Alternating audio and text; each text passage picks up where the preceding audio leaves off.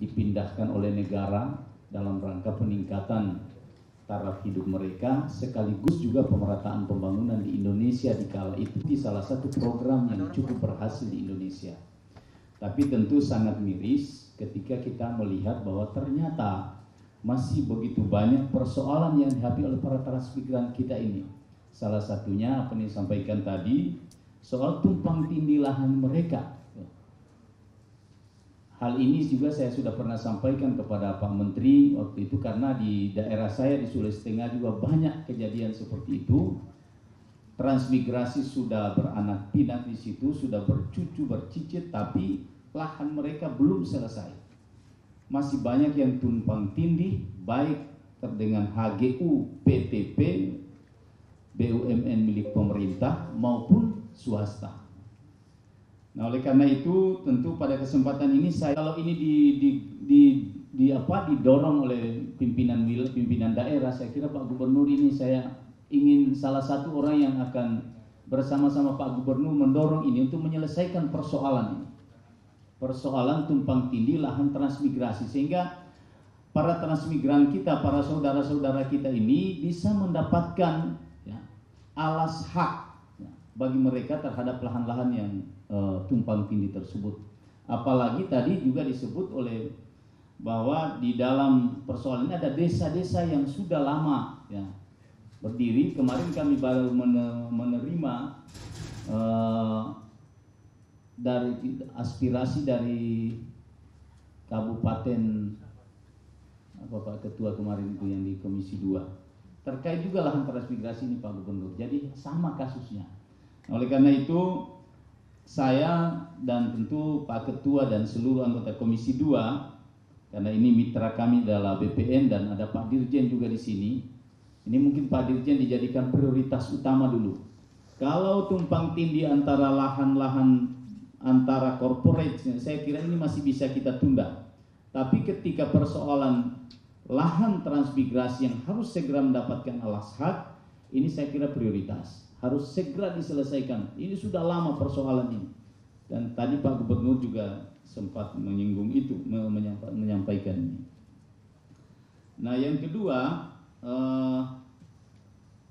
pengelolaan lahan yang yang dimiliki oleh transmigrasi. Nah, ini juga kemarin menurut Pak Menteri, Pak Dirjen sudah menyampaikan bahwa kalau ini dimiliki, maka perusahaan-perusahaan atau BUMN yang menyerobot ini itu akan bisa mendapatkan pidana gitu. Itu yang disampaikan ketika kita RDP pada waktu itu. Nah, ini juga mungkin menjadi perhatian serius bagi kita semua. Dan sekali lagi saya sangat berbahagia Pak Gubernur mengungkap persoalan transmigrasi. Dan saya berharap bahwa dari Pak Gubernur Lampung lah nanti ini akan terselesaikan, menjadi pintu masuk entry point kita untuk menyelesaikan seluruh persoalan transmigrasi di Republik Indonesia yang kita cintai ini.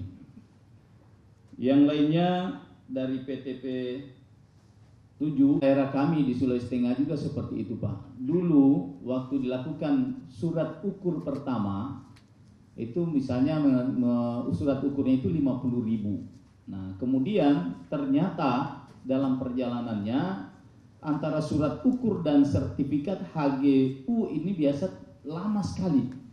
Ada jeda waktu. Sehingga di antara jeda waktu ini dihadapkan pada kondisi BUMN kita saat itu Pak. Kalau hari ini maka BUMN kita hebat-hebat Pak. BUMN kita hari ini survive. Tapi di masa-masa lalu bagaimana kondisi PTPN itu? Untuk memelihara kebunnya saja itu kesulitan Pak. Ini yang saya tahu karena saya punya daerah juga begitu Pak. Nah, di antara waktu yang durasi waktu ini itu biasanya masyarakat menganggap bahwa ini barang sudah tidak ada yang punya gitu. Tidak bertuan. Nah, katakanlah misalnya kalau saya ada yang sampai 20 tahun Pak Gubernur. Itu tidak ditanami karena kondisi BUMN PTPN waktu itu memang sangat susah ya. Sementara sertifikat HGU ini sudah digadaikan di bank gitu. Nah, ini menjadi problem bagi kita masyarakat.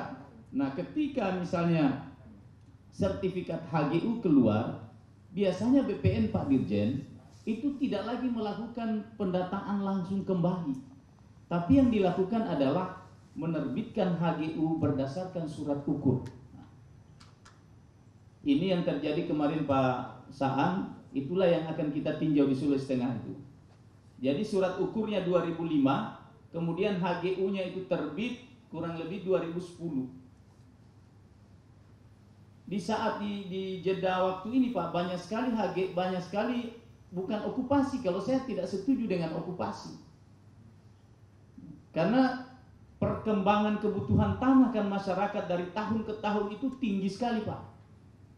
Mungkin waktu diukur pertama kebutuhan masyarakat masih sedikit orang Pak, tapi kemudian dalam 5 tahun ke depan itu sangat berkembang luar biasa. Nah, di sini persoalannya saya kira biasa Pak, sehingga PTPN banyak sekali mengalami persoalan seperti ini. Mungkin kalau perusahaan swasta tidak Pak, karena kuat modal kan, sehingga pada saat membuka itu langsung dilakukan secara besar-besaran. Tapi PTPN kan biasa dicicil Pak, sedikit-sedikit. Nah, kalau berselang 10 tahun ini tentu sudah banyak okupasi. Kalau istilah PTPN itu istilah okupasi. Kalau dengan BPN ini butuh keterpaduan kita semua, baik antara pemerintah daerah mulai dari desa, camat, kemudian bupati, para gubernur, untuk kita sama-sama. Semoga persoalan ini bisa segera selesai, dan kami di Komisi 2 tentu akan sangat mendukung apa yang dilakukan oleh para bupati, para gubernur dalam rangka mengembalikan hak masyarakat ini. Karena ini hak mereka, hak hidup mereka yang dijamin oleh undang-undang. Saya kira ini Pak yang dapat saya sampaikan. Terima kasih. Wallahu musta'an. Assalamualaikum warahmatullahi wabarakatuh. Terima kasih Pak Anwar. Pak Ali.